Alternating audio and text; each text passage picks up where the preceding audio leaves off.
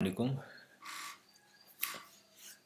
तो आज हम कंप्यूटर विज़न की क्लास के अंदर स्टीरियो विज़न, स्टीरियोप्सिस, डेप्थ कैलकुलेशन, इस तरह के टॉपिक्स को ज़रा देखेंगे। तो आ,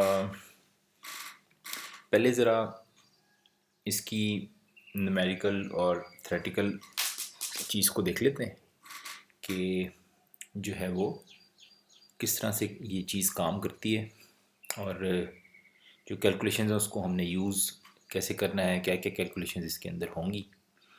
मैं कोशिश करूँगा कि जो है वो ये ज़्यादा से ज़्यादा आपको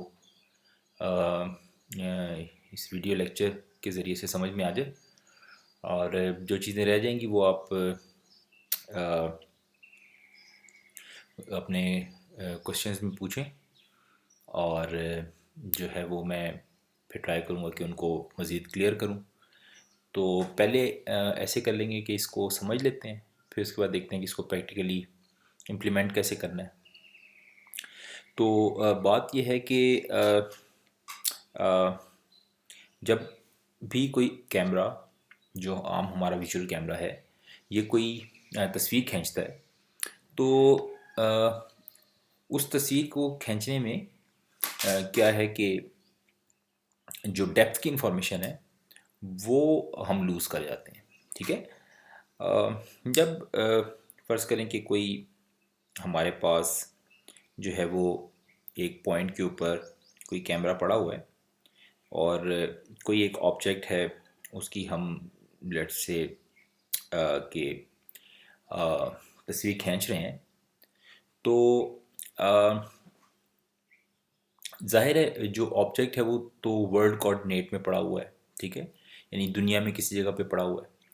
तो उसकी एक 3 डायमेंशनल स्पेस के अंदर कोई सिग्निफिकेंस होगी, उसने कोई जगह जो है वो घेरी हुई होगी, उसका कोई एक्स होगा, कोई वाई होगा, कोई जी होगा। तो आ, सबसे पहले हम ये देखेंगे कि वो जो 3D स्पेस के अंदर जो है जो ऑब्जेक्ट पड़ा हुआ है, इसकी रिलेशन जो है जो एक कैमरा भी उसी 3D स्पेस के अंदर जो पड़ा हुआ है उसके साथ क्या बनती है। और उसके बाद हम ये देखेंगे कि जो कैमरे के सेंटर के हिसाब से जो 3D स्पेस बनती है, जिसको हम कैमरा कोऑर्डिनेट बोलेंगे, उसके हिसाब से वो ऑब्जेक्ट कहाँ पे पड़ा हुआ है। और उसके बाद इन दोनों की हम देख लेंगे कि क्या कन्वर्जन बनती है, यानी कि कोई चीज़ अगर वर्ल्ड कोऑर्डिनेट के हिसाब से, वर्ल्ड कोऑर्डिनेट का मतलब क्या है, लेट्स से एक कमरा है, उसके अंदर हम तस्वीर खींचते हैं, तो उस कमरे का कोई एक्स वाई जी होगा, उसके हिसाब से वो ऑब्जेक्ट जो है वो पड़ा हुआ होगा। और फिर उसके बाद जो है वो वही ऑब्जेक्ट हम ये देख लेंगे कि जो कैमरा है, ज़ाहिर है कैमरा भी तो एक छोटा सा बॉक्स है ना, तो उस कैमरे के बेसिकली कैमरा क्या है, एक कैमरा तो एक छोटा सा आप समझ लो डब्बा है, काला डब्बा। ठीक है, जिसके अंदर जो है वो एक उस तस्वीर ने आके जो है वो स्टोर होना है। पहले पहले तो उसी उसी के अंदर ही जो है वो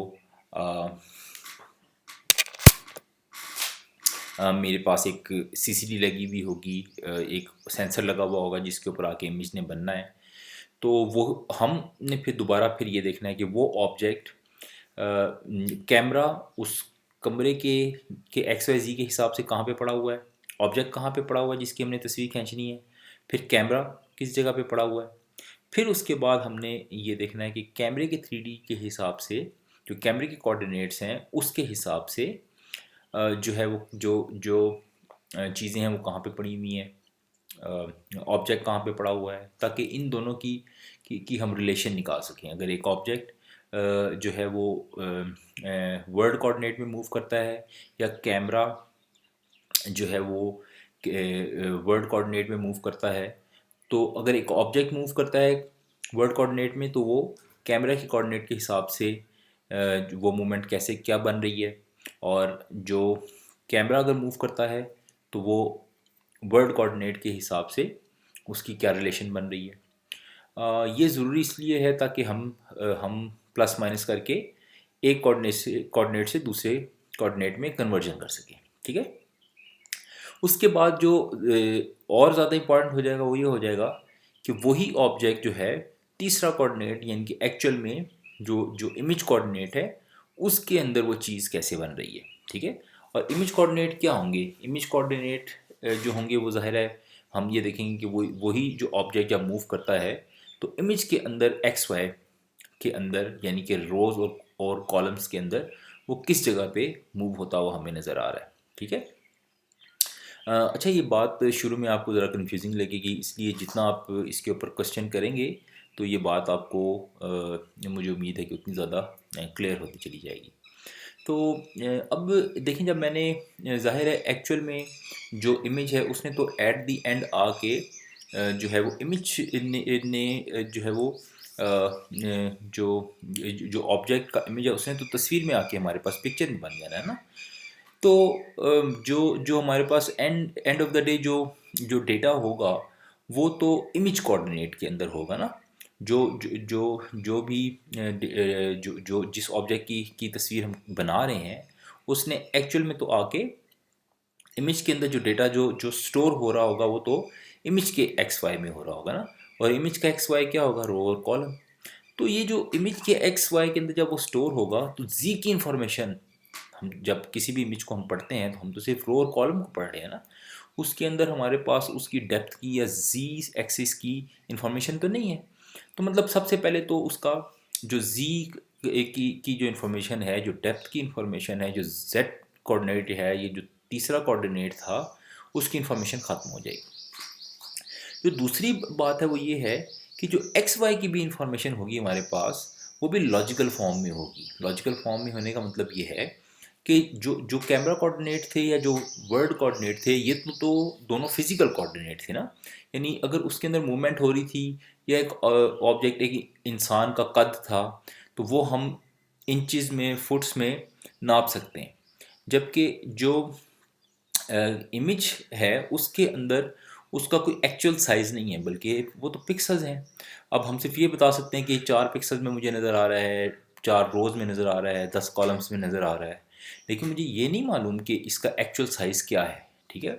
वही इमेज इंसान की मैंने एक तस्वीर खींची, अगर मैं मोबाइल स्क्रीन के ऊपर देख रहा हूँ तो मुझे बहुत जो है वो छोटा सा उसका साइज़ नज़र आ रहा है, और उसी को मैं अगर प्रोजेक्टर स्क्रीन पे फेंक दूँ तो वो बहुत बड़े साइज़ का नज़र आएगा। तो इसको हम लॉजिकल कहेंगे। लॉजिकल क्यों कहेंगे? लॉजिकल का मतलब ये कि जब तक ये जो जो इन्फॉर्मेशन है ये जिस फिजिकल क्वांटिटी के साथ मैं इसको कैलिब्रेट कर दूंगा, जोड़ दूंगा, इसकी वैल्यू भी वही बन जाएगी, इसकी अपनी कोई वैल्यू नहीं है। ठीक है। जैसे अगर करेंसी में हम बात करते हैं 1 2 3, जब तक मैं इसको डॉलर के साथ या रुपए के साथ नहीं जोड़ूंगा तो इस 1 2 3 का कोई मतलब नहीं है। ठीक है। तो स्टीरियोप्सिस जो है वो क्या है? वो एक तरीक़ाकार है जिससे हम मल्टीपल कैमरास को इस्तेमाल करते हुए इस जो लॉस्ट इंफॉर्मेशन थी, यानी कि एक तो ये डेप्थ की इंफॉर्मेशन और दूसरी जो इसकी एक्चुअल साइज़ की इंफॉर्मेशन, वो हम निकाल सकते हैं। ठीक है। यानी कि 3D जो ऑब्जेक्ट था उसका स्ट्रक्चर बना सकते हैं उसकी एक्चुअल वैल्यूज़ के साथ। ठीक है। तो इसके लिए हम क्या कर लेंगे कि इसके के लिए हमें सबसे पहले तो मल्टीपल कैमरास चाहिए होंगे और हम देख लेते हैं उसकी जो है वो ज्योमेट्री किस हिसाब से बनती है। ठीक है। तो यानी कि हमारे पास एक कैमरा लगा हुआ होगा यहाँ पे और एक कैमरा किसी भी दूसरी जगह पे, लेट्स से यहाँ पे लगा हुआ है। ठीक है। अच्छा जी, सही हो गया। अब हमने ये देखना है कि इन दोनों की आपस की रिलेशनशिप जो है वो क्या बन रही है। अब ये कैमरा जो होता है ये बेसिकली कुछ इस तरह से देख रहा होता है। ठीक है। कुछ इस तरह से देख रहा होता है। ठीक है। ये एक ट्रायंगुलर शेप की जो है वो एक कोन सी बन रही है। ठीक है। और लेट्स से एक और कैमरा है वो यहाँ से देख रहा है और उसका जो है वो ऐसे करके देख रहा है। ठीक है। ये जो मैंने ये पहाड़ी सी बनाई है, इसके के अंदर जो है वो ये जो ट्रायंगल सी आपको नज़र आ रही है, ये बेसिकली क्या चीज़ है, अ, इसको हम कैमरा व्यू बोलेंगे, ठीक है। बेसिकली इस ये है कि जो कैमरा है वो देख किस तरह से रहा है, ठीक है। अच्छा, जो है वो यानी ये जो मैंने इस वक्त अ, इसके अंदर जो मैंने ये आपको क्रॉसर नज़र आ रहा है दो कैमरास के व्यूज़ के बीच में, ये बेसिकली मैं ये बताना चाह रहा हूँ कि इन दोनों के जो जो व्यूज़ हैं वो ओवरलैप्ड है। कुछ हिस्सा है जो एक में भी नज़र आ रहा है और कुछ वही हिस्सा दूसरे में भी नज़र आ रहा है, ठीक है। तो बेसिकली इस एरिया को यूज़ करते हुए हम डेप्थ की इंफॉर्मेशन निकालेंगे, ठीक है। तो अभी हम यानी कि एक को कह देते हैं कि ये कैमरा वन है और दूसरे को हम कह देते हैं कि ये कैमरा टू है हमारे पास, ठीक है। तो बेसिकली जो जो मल्टीपल हम कैमरास लगाते हैं, इसकी तीन किस्म की कन्फिग्रेशंस हो सकती हैं, और इन्हीं तीन किस्म की कन्फिग्रेशंस को इस्तेमाल करते हुए जो है वो अगर हम किसी भी जगह पे स्टीरियो विजन या मल्टीपल कैमरा व्यूज़ के थ्रू हम जो है इंफॉर्मेशन निकालना चाहते हैं, तो तीन ही किस्म की कन्फिग्रेशंस हो सकती हैं, ठीक है। हम देख लेते हैं कि ये कन्फिग्रेशंस हैं क्या, और फिर इसमें से किसी एक को, या अगर आप इंटरेस्टेड होंगे तो मल्टीपल जो हैं उनको हम मज़ीद डिटेल में देख लेंगे, ठीक है। तो एक को तो देखेंगे ही, यानी कि एक को हम प्रैक्टिकल इम्प्लीमेंट भी कर लेंगे कि क्या ये वाकई डेप्थ की इंफॉर्मेशन निकालता है, और हम कोशिश ये करेंगे कि उसको को ज़्यादा डिटेल में उस कन्फिग्रेशन को देखें कि जिसका यूजेज सबसे ज़्यादा हो, ठीक है। तो बेसिकली ये कन्फिग्रेशंस होती क्या है ना, कन्फिग्रेशन होती है कि कोई भी अगर एक कैमरा होता है मेरे पास, तो उस कैमरे का एक मेरे पास व्यू होगा, ठीक है। ये व्यू ज़ाहिर है कोई भी कैमरा इस तरह से देख रहा होता है, और ये जो मैं ट्रायंगुलर इसकी शेप इस तरह की बना रहा हूँ, इसलिए बना रहा हूँ कैमरा जितना दूर आप जाते जाएंगे, जितना कैमरे से दूर जाते जाएंगे उतना ज़्यादा एरिया कवर होता जाएगा। और ये कौन की शक्ल में इसलिए है कि इसके ऊपर एक लेंस लगा हुआ है, और वो लेंस जो है वो बेसिकली ऐसे टेढ़ी शक्ल में है, ठीक है। ये सीधा नहीं है, ये शीशे की तरह बिल्कुल सीधा नहीं है, बल्कि जो लेंस है वो लेंस जो है वो टेढ़ा है, ठीक है।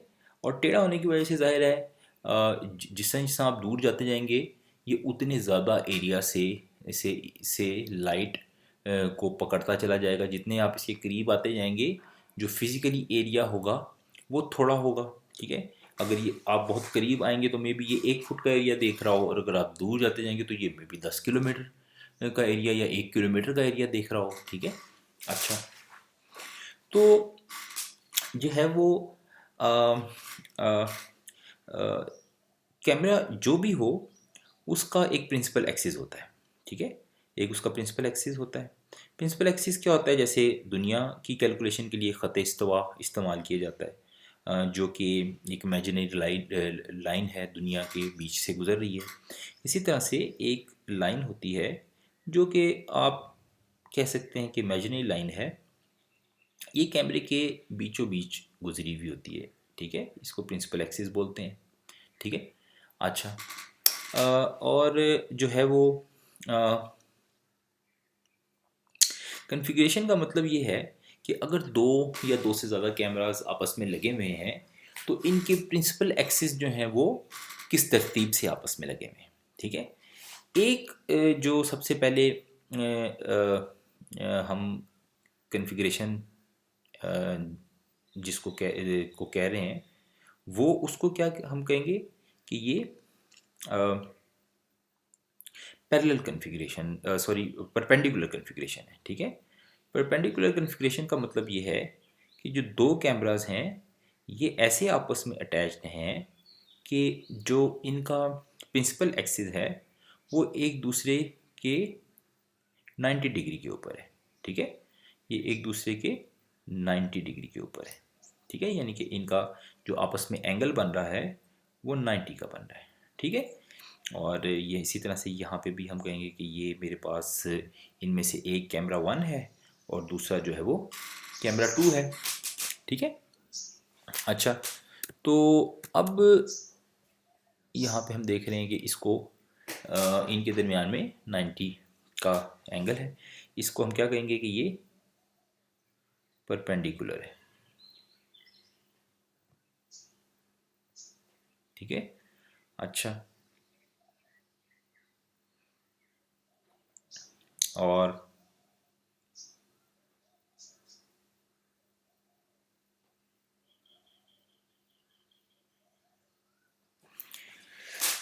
ये हम कह देंगे कि ये परपेंडिकुलर कॉन्फ़िगरेशन है हमारे पास, ठीक हो गया। अच्छा, तो अगर हम इससे डेप्थ निकालेंगे तो ये इसके लिए और किस्म की कैलकुलेशंस यूज़ होंगी, ठीक है। नॉर्मली ये जो तरीक़ाकार होता है जो है वो अ,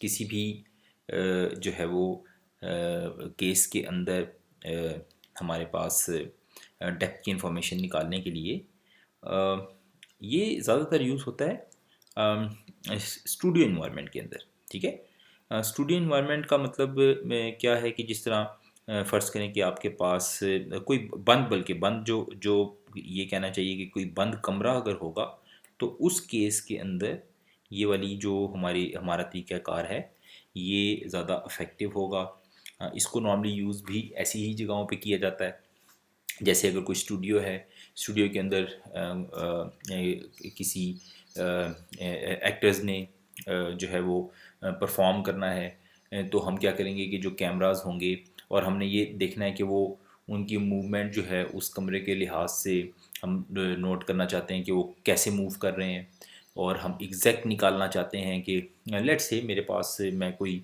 एनिमेटेड मूवी बनाना चाहता हूँ और उसके अंदर कोई करेक्टर है और मैं चाहता हूँ कि ये उसी तरह से चले जिस तरह से कोई एक इस कमरे के अंदर कोई एक्टर मूव कर रहा है, ठीक है।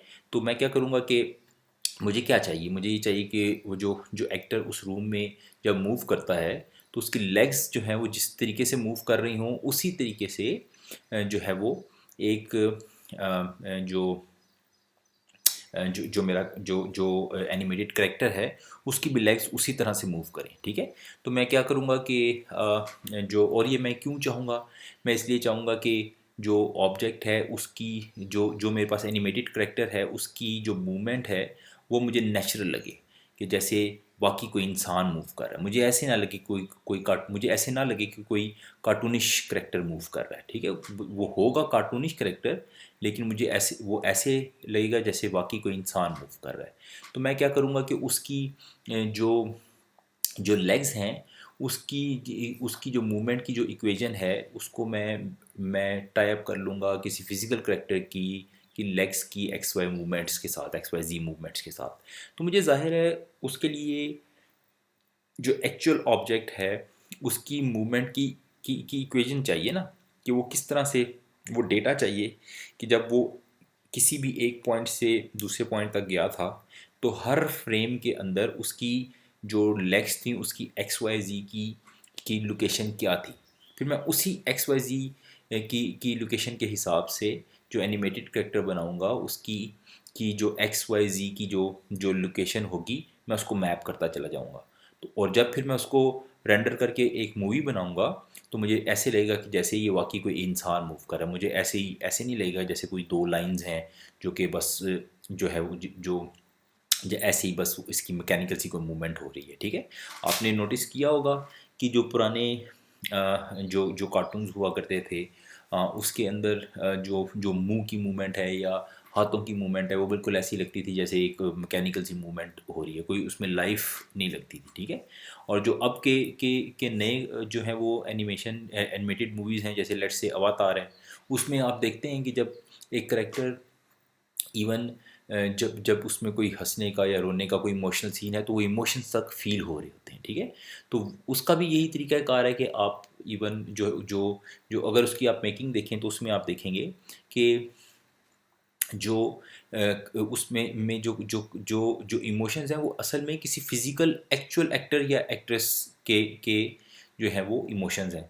तो क्या किया गया है कि सामने कैमरास लगा के और जो है वो उनको कहा गया है कि इस सीन के ऊपर आप एक्टिंग करें, और उनके जो इमोशंस हैं उस वो जब वो इमोशंस क्या है कि आपके फेस के ऊपर जो मूवमेंट हो रही है हर पिक्सल की, वो देखा जा रहा है कि ये क्या जो है जिस वक्त ये बंदा रो रहा है या हंस रहा है, तो हर पिक्सल जो है वो जो फेस का है वो कैसे मूव कर रहा है। और उस उन्हीं पिक्सल को उठा के एनिमेटेड करेक्टर के फेस के ऊपर डाल दिया गया कि जब वही सीन आए तो वो वही पिक्सल उसी तरह से मूव होते हुए नजर आए। तो आपको क्या क्या उसकी वजह से फ़ायदा क्या होगा कि आपको वही इमोशंस फील होंगे, ठीक है। तो एक तरीक़ाकार तो ये है कि हम जो कैमरास हैं उनको परपेंडिकुलर जो कॉन्फ़िगरेशन है उस के हिसाब से लगाएं। अच्छा, दूसरी इसी इसकी बहुत अच्छी जो एप्लीकेशन है वो किस काम के लिए हो सकती है कि जैसे जो रोबोट्स के जो है वो फुटबॉल के मैचेस होते हैं, ठीक है। उस केस के अंदर भी क्या है कि ये एक जो है वो बंद कमरे की ही जैसे एग्जांपल बन जाती है। यानी कि जो है यानी ये जो मैंने ब्लू जो है वो बॉक्स बनाया है, ये आप कंसीडर कर लें कि जैसे ये एक जो है वो मेरे पास एक फुटबॉल की फील्ड है। अब इसके अंदर हर एक जो रोबोट होगा वो कम्युनिकेट कर रहा होगा एक सेंट्रल किसी पॉइंट के साथ, जो कि उसको बता रहा होगा कि तुम्हारी पोजीशन इस रूम के हिसाब से जो है वो फ़लाँ जगह बन रही है, और बॉल जो है या बाकी जो जो रोबोट्स हैं वो किस जगह पे हैं और तुमने किस जगह पे पहुंचना है, ठीक है। तो उसको रोबोट को भी एक रेफरेंस पॉइंट चाहिए, और वो निकालने के लिए हमें कैमरास जो हैं वो लगाने पड़ेंगे। अब इसके अंदर ये बात जानना ज़रूरी है कि परपेंडिकुलर कन्फिग्रेशन का ये मतलब नहीं है कि कैमरे सिर्फ दो ही लगे हुए होंगे, ठीक है। जाहिर है अगर फील्ड जो है वो बड़ी है तो हमें जो है वो मल्टीपल कैमरास लगाने पड़ेंगे, ठीक है। मल्टीपल हमें कैमरास लगाने पड़ेंगे, लेकिन उनकी आपस में रिलेशन हमेशा परपेंडिकुलर टाइप की ही होगी, ठीक है। परपेंडिकुलर टाइप की ही उनकी आपस में हमेशा रिलेशन होगी। यानी कि उनकी जो जो कैलकुलेशन निकालने के लिए जो उनकी की जो प्रिंसिपल एक्सिस होंगे वो हमेशा जो है वो परपेंडिकुलर ही लगे हुए होंगे, ठीक है। वो हमेशा परपेंडिकुलर ही लगे हुए होंगे। तो जो यानी कि जो मैंने इक्वेशन निकालनी है वो इस परपेंडिकुलर के हिसाब से ही निकालनी है, ठीक है। जब भी मैं दो कैमरास, क्योंकि एक वक्त में तो मैं किसी दो कैमरास को कंसीडर कर रहा हूँ ना, मैं कोई दो कैमरास होंगे उनको कंसीडर कर रहा हूँ। और ये मैं ज़रा, ठीक है। तो ठीक हो गया। तो जो है वो यानी कि मल्टीपल कैमरास लग सकते हैं, लेकिन वो आपस में उनकी जो रिलेशनशिप होगी वो जो होगी वो परपेंडिकुलर होगी, ठीक है। अ, अब आपने अ, जो है वो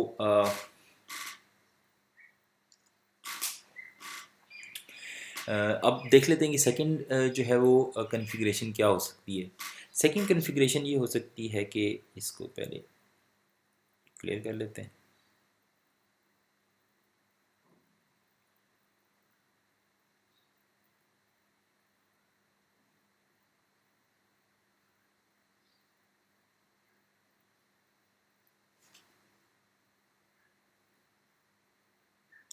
अच्छा, सेकंड कॉन्फ़िगरेशन जो है वो हो सकती है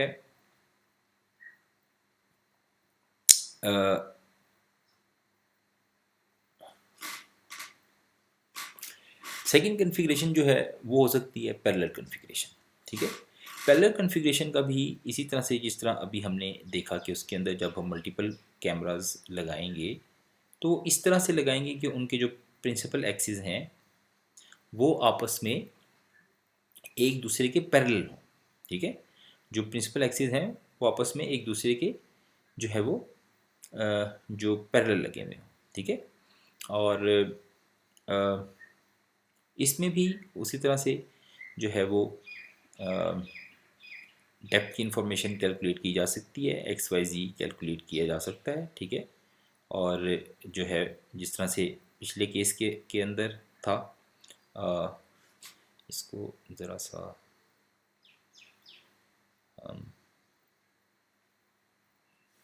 जो है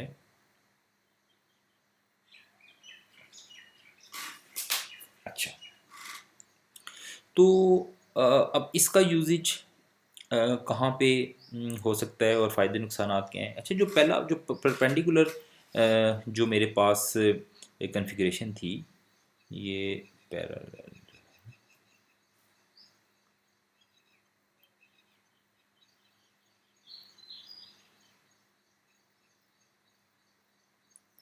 तो जो जो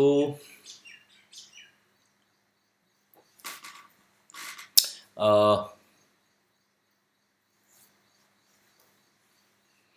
अच्छा, ये अब इसका यूज़ कहाँ पे होगा और फ़ायदे नुकसानात क्या होंगे। जो परपेंडिकुलर कॉन्फ़िगरेशन थी ना, अ, उसका फ़ायदा ये है कि वो एक उसमें जो डेप्थ की इंफॉर्मेशन आती है, जो एक्स वाई जी जो वो कैलकुलेट करता है, उसमें एक्यूरेसी काफ़ी अच्छी होती है, ठीक है। जो एक्चुअल वैल्यूज़ होंगी उसके काफ़ी करीब करीब जो है ना वो मुझे वैल्यू देगा। मैं एग्जैक्ट बता सकूँगा कि एक्स वाई जी में ये जो ऑब्जेक्ट है ये किस जगह पे पड़ा हुआ है, ठीक है। जबकि नुकसान उसका क्या है, नुकसान उसका ये है कि जिस इन्वायरमेंट में वो इफेक्टिव होता है वो मोस्टली बहुत बड़ी नहीं होती, ठीक है। क्योंकि ज़ाहिर है जो मैंने कैमरास लगाने हैं वो कैमरास जो हैं वो तो एक दूसरे के जो है वो परपेंडिकुलर लगे हुए हैं ना। तो मतलब ये कि दोनों ऐसी जगह पे लगे हुए होने चाहिए, यानी एक कैमरा जो है वो इस साइड से अगर आ रहा है, दूसरा कैमरा जो है वो इस साइड से आ रहा है, तो ऑब्वियसली ये दोनों ऐसी जगह पे ही ये पॉसिबल ही वहाँ पे है कि जहाँ पे हमारे पास जो है वो जो कमरा है उसकी की दोनों वॉल्स जो हैं, यानी उसकी जो लेंथ है और जो उसकी विड्थ है वो दोनों हमारी एक्सेस में है, ठीक है। ये बहुत बड़ी जगह के ऊपर अप्लाई नहीं किया जा सकता। मसलन ये कि अगर मैं किसी जहाज़ की लोकेशन निकालना चाहता हूँ या किसी सिटी को कवर करना चाहता हूँ, तो ज़ाहिर है मुझे उस पूरे सिटी के या उस पूरे एरिया के एक साइड पे भी मुझे कैमरा चाहिए और उसके दूसरी साइड पे भी कैमरा चाहिए, यानी कि उसकी की विड्थ वाली साइड पे भी मुझे कैमरा चाहिए, मुझे लेंथ वाली साइड पे भी कैमरा चाहिए, ठीक है। क्योंकि ये जो डब्बा मैंने बनाया था ये रेक्टेंगुलर शेप का बनाया था ना। इसी तरह से अगर मुझे फ़र्ज़ करें कोई एक जहाज़ है उसकी की मुझे एक्स वाई ज़ी निकालना है, तो वहाँ पे भी ये इम्पॉसिबल सा केस हो जाएगा, क्योंकि लेट्स से वो जहाज़ है वो जो है वो जो है किसी दूसरे कंट्री से एंटर हो रहा है आपके कंट्री के अंदर, तो आप उसके अंदर क्या करेंगे। ये तो नहीं कह सकते ना कि दूसरे कंट्री को कहें कि कैमरा हमने आपके के किसी शहर के अंदर आके अंदर लगाना है ताकि हम इसकी आपके के जो जहाज़ है इसकी लोकेशन फाइंड कर सकें, ठीक है। तो मतलब ये कि ये ज़्यादातर इंडोर इन्वायरमेंट के लिए ये टेक्निक ज़्यादा इफेक्टिव होती है, ठीक है। जबकि और लेकिन इसका फ़ायदा क्या है, इसका फ़ायदा ये है कि मेरी जो कैलकुलेशन है, जो जो जो डेप्थ कैलकुलेशन होती है उसकी एक्यूरेसी काफ़ी अच्छी होती है, ठीक है। अब ये जो पैरेलल कॉन्फ़िगरेशन है इसका फ़ायदा क्या है, इसका फ़ायदा ये है कि और नुकसान क्या है। नुकसान चलें पहले देख लेते हैं। नुकसान ये है कि इसके अंदर जो डेप्थ की इंफॉर्मेशन आएगी ना, वो इस तरह की इंफॉर्मेशन तो मेरे पास अच्छी आ जाएगी कि कौन सी चीज़ जो है वो आगे पड़ी हुई है और कौन सी चीज़ पीछे पड़ी हुई है, यानी कि मुझे ये अंदाज़ा अगर लगाना है कि करीब क्या है और दूर क्या है, फोरग्राउंड और बैकग्राउंड को मैंने फ़र्क करना है, तो वहाँ पे तो ये बहुत अच्छी इस्तेमाल हो सकती है। लेकिन ये जो बैकग्राउंड है ये फोरग्राउंड से कितना एग्जैक्टली पीछे है, ये कैलकुलेशन इसमें बहुत अच्छी नहीं आएगी, ठीक है। यानी अगर कोई फेस है उसमें मैं ये तो फाइंड आउट कर सकता हूँ कि नाक जो है वो कान पीछे है और नाक आगे है, लेकिन एग्जैक्टली कितनी ये डेप्थ की वैल्यू बनती है इंचज़ में, वो निकालना इस केस के अंदर उसकी एक्यूरेसी बहुत अच्छी नहीं होगी, ठीक है। लेकिन इसका फ़ायदा ये है कि ये जो दो कैमरास हैं ये आपस में जो है इनका डिस्टेंस ये एक पैरेलल है, और जो है ज़ाहिर है एक ही साइड पे लगे हुए हैं, एक ही साइड पे लगे हुए हैं, तो उस केस के अंदर मुझे मेरे लिए ये चीज़ प्रैक्टिकली इम्प्लीमेंट करना यानी इसकी इसकी फिजिबिलिटी ज़रा आसान हो जाएगी कि अगर आप यानी किसी चीज़ की डेप्थ निकालना चाहते हैं कि जैसे जैसे दो दो अगर एरोप्लेन्स हैं, और मैं ये देखना चाहता हूँ कि इसमें से आगे कौन सा और पीछे कौन सा है, तो जाहिर है वो जितने भी दूर से आ रहे हैं, ये एक साइड जो है वो तो मेरी एक्सेस में है ना, मैंने जिस जगह पे इंस्टॉल करने हैं दोनों एक ही साइड पे लगे हुए हैं, ठीक है। हाँ, दूसरा इसका फ़ायदा ये कि ये दोनों बड़े करीब भी हो सकते हैं, ठीक है ना। अब ज़ाहिर है जहाँ पे परपेंडिकुलर यानी बहुत सारी ऐसी प्रैक्टिकल एग्जांपल्स हैं, जैसे आप ये देखते हैं कि मोबाइल फ़ोन्स के अंदर मल्टीपल कैमरास लगे हुए हैं, वो ज़्यादातर क्या है पैरेलल कॉन्फ़िगरेशन के हिसाब से लगे हुए हैं। अब मोबाइल इसलिए आप देखते हैं कि जो मोबाइल फ़ोन के अंदर जिन एप्लीकेशंस के लिए इन कैमरास को यूज़ किया जाता है वो ज़्यादातर एग्जैक्ट वैल्यू नहीं दे रहे होते। जैसे आप देखते हैं कि सबसे ज़्यादा बोका इफेक्ट के लिए इनको इस्तेमाल किया जाता है, यानी ब्लर इफेक्ट देने के लिए। तो उसके अंदर तो मैंने सिर्फ यही देखना है ना कि जो आदमी जिसकी मैं तस्वीर को मैं फोकस में लेके आना चाह रहा हूँ, कौन सी चीज़ें हैं जो इसके बैकग्राउंड में है, इससे दूर हैं, इससे पीछे हैं, ठीक है। तो मुझे सिर्फ ये पता चल जाए कि पिक्सल्स में कौन से पिक्सल्स के ऊपर वो चीज़ें पड़ी हुई हैं जो कि इस ऑब्जेक्ट के डिस्टेंस से पीछे हैं, तो मैं उन सबको क्या कर दूंगा, उन सबको मैं ब्लर कर दूंगा, ठीक है। मैं फ़िल्टर फेरूंगा उसके ऊपर और फ़िल्टर फेर के उसको मैं ब्लर कर दूंगा, ठीक है जी। हम दोबारा वापस जो है वो फ़िल्टर्स की भी हम जो है बात करेंगे। पहले ज़रा इन कैलकुलेशंस को देखते हैं और फिर जो है वो दोबारा जो है वो फ़िल्टर की बात पे आते हैं कि किस जगह पे कौन सा फ़िल्टर इस्तेमाल करने की ज़्यादा तुक बनती है। तो हम क्या करेंगे कि उस केस के अंदर इस कॉन्फ़िगरेशन की वजह सबसे ज़्यादा बनती है, तो सबसे ज़्यादा बनती है क्यों? इसलिए कि अगर मैं जो है वो परपेंडिकुलर कॉन्फ़िगरेशन के हिसाब से देखूं, तो उसके लिए तो ऑब्वियसली मुझे मोबाइल फ़ोन के अंदर एक ऐसा कैमरा रखना पड़ेगा कि जब मैं तस्वीर खींचने लगूं तो वो कोई कुछ फुट तो बाहर कैमरे से जो है वो फ़ोन से बाहर निकल के जो है परपेंडिकुलर साइड पे खड़े हो जाए और फिर मैं उसकी तस्वीर खींचूँ। या एटलीस्ट हो सकता है या मुझे ये करने के लिए दो फ़ोन्स चाहिए हों, एक को मैं एक जगह पे लगाऊं और दूसरे को थोड़े आगे जाके उसके परपेंडिकुलर कॉन्फ़िगरेशन के अंदर लगाऊं, ठीक है। तो ये कोई बहुत ज़्यादा जो है ना वो फिजिबल बात नहीं लगती। तो ये ज़्यादा फिजिबल बात लगती है कि एक ही फ़ोन के ऊपर जो है मैं दो कैमरास को इंस्टॉल कर लूँ। हाँ, ये बात ज़रूर है कि अगर यही कैमरास दूर दूर लगे हुए हों ना, यानी कि अगर लेट्स से एक कैमरा जो है वो मोबाइल फ़ोन है मेरे पास अगर, और मोबाइल फ़ोन के जो है वो एक एंड पे लगा हुआ हो और दूसरा कैमरा जो है वो दूसरे एंड पे लगा हुआ हो, तो इससे क्या होगा कि उसकी एक्यूरेसी इम्प्रूव होगी, ठीक है। लेकिन ज़ाहिर है ये देखने में कोई इतना अच्छा नहीं लगेगा, तो इसलिए जो है वो इस तरह की कॉन्फ़िगरेशन जो है वो आपको देखने में एटलीस्ट अभी तो नहीं मिलती। लेकिन अगर ये दूर हो जाए तो इससे कैलकुलेशन ज़रा बेहतर हो जाएगी, ठीक है। तो देखने में बेहतर ये लगता है कि ये जो है करीब करीब लगे हुए हों।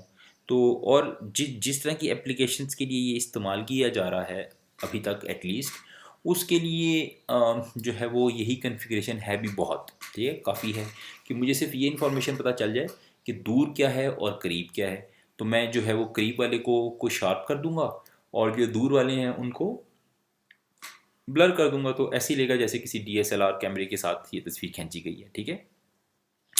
तो ये हो गई हमारे पास जो है वो जो है पैरेलल कॉन्फ़िगरेशन, ठीक है।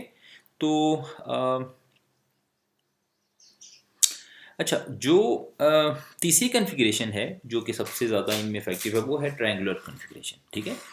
और ट्रायंगुलर कॉन्फ़िगरेशन का फ़ायदा नुकसान क्या है? फ़ायदा ये है कि इसी तरह से जो है पैरेलल कॉन्फ़िगरेशन की तरह वो उसमें कैमरास दोनों एक साइड पे लगे हुए होते हैं, यानी कि हम जिस जगह पे खड़े हैं उस जगह पे दोनों को इंस्टॉल किया जा सकता है।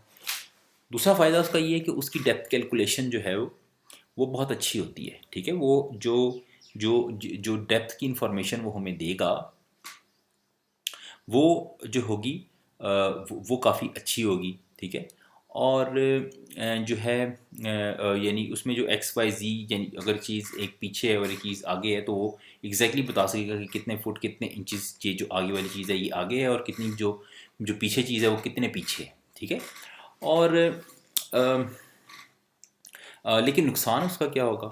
नुकसान ये होगा कि उसके अंदर जो है वो अ, उसकी कैलकुलेशन थोड़ी ज़्यादा होगी, ठीक है। वो थोड़ी सी इन दोनों की जो पहली दो हमने परपेंडिकुलर पैरेलल हमने देखी, इनसे थोड़ी सी मुश्किल होगी। और दूसरा उसका जो जो नुकसान होगा वो ये होगा कि उसमें कैमरास हैं तो एक साइड पे ही, लेकिन जो है वो जितना हम ज़्यादा एरिया कवर करना चाहेंगे उतना इनका डिस्टेंस हमें ज़्यादा रखना पड़ेगा, ठीक है। लेकिन जो अच्छी बात है वो ये है कि इसके अंदर जो पैरेलल कन्फिग्रेशन भी जो है वो परपेंडिकुलर ट्रायंगुलर जो जो कन्फिग्रेशन है उसमें पैरेलल कन्फिग्रेशन भी किसी हद तक जो है वो कवर हो जाती है। यानी parallel configuration basically triangular configuration का ही एक स्पेशल केस होता है, ठीक है। तो इस वीडियो को इधर रोकते हैं और अगली वीडियो में देखते हैं कि ट्रायंगुलर कन्फिग्रेशन क्या चीज़ है। तो अगली वीडियो तक के लिए अल्लाह हाफिज़।